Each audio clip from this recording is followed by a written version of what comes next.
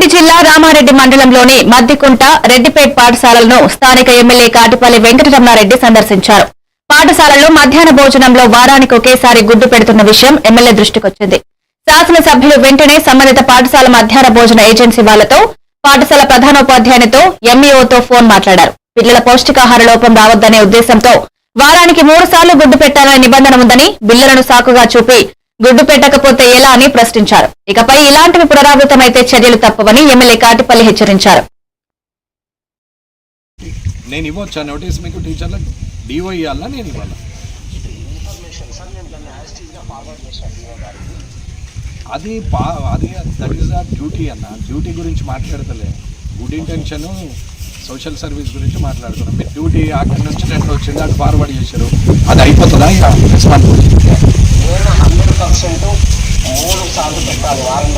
అదే నేను అనేది. మీరు ఇమ్మీడియట్గా ఎక్స్చేంజ్ చేసేయని ఉంటాయి, వేరే వాళ్ళని పెట్టని ఉంటారు. మస్తు మంది ఉన్నారు చేసేవాళ్ళు.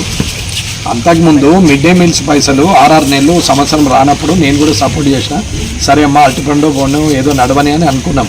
ఎప్పుడు అది నేను గెలవక ముందటి సంగతి. అది గెలిచిన తర్వాత ఇప్పుడున్న గవర్నమెంట్ అయితే రెగ్యులర్గానే ఇస్తున్నది. ఏ గవర్నమెంట్ అయితే ఏముంది రాని ఎగ్గు పైసలు ఒకటి, 9th 10th పైసలు ఒకటి రావట్లేదు. 8th క్లాస్ వరకు అయితే రెగ్యులర్గా పేమెంట్ అవుతుంది. ప్రాఫిట్ మార్జిన్ ఏదైతే ఉందో ప్రాఫిట్ మార్జిన్ ఆగుతున్నది. అది 4 రోజుల తర్వాత ఒక్కసారి వస్తుంది. వచ్చినప్పుడు బిల్లు మీరు ఎగ్గులతో సహా చేస్తున్నారు కదా, సిఆర్పి చూస్తున్నారా లేదా? మరి ఎగ్గులతో సహా బిల్ చేస్తున్నారంటే ఏమన్నట్టు దీని అర్థం? ఆమె పెట్టినప్పుడు కట్ చేయండి బిల్లు. చేస్తే పిల్లలు నష్టపోతున్నారు కదా, గవర్నమెంట్కి లాభం ఉంటుంది, పిల్లలకు నష్టమే కదా. ఏజెన్సీని మారవండి కదా అంటున్నా. అయితే ఇప్పుడు ఇవాళ సోమవారం మంగళవారం ఇవాళ ఎగ్గు పెట్టాలా? పెట్టినావా? ఇవాళ ఎగ్గులు పెట్టకపోతే వీళ్ళని తీసేయండి. స్పీకరే పెట్టిన పిల్లలంతా తింటున్నారు, మీ సార్లు తింటున్నారు, ఏజెన్సీ అమ్మ కూడా ముందటనే ఉంది.